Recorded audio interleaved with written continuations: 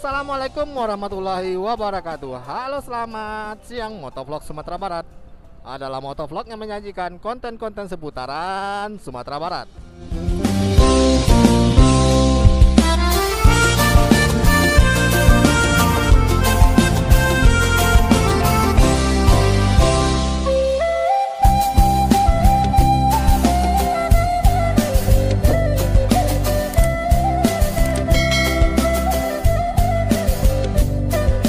Ya, apa kabarnya kalian? Menemani hari siangnya atau malamnya, izinkan saya motovlog Sumatera Barat berbagi cerita di Nagari Talawi. Sekarang ini kita berada di Talawi ya, Talawi, kota Sawalunto.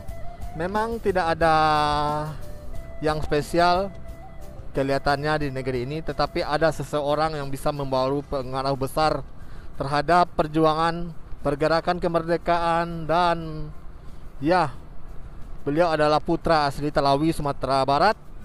Beliau adalah Bapak Muhammad Yamin. Saya akan menunjukkan kepada kalian makam beliau. Nah, ini adalah makam dari Muhammad Yamin. Nah, ini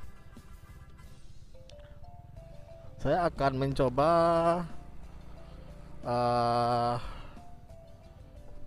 singgah sebentar ya untuk membuat vlog di sini.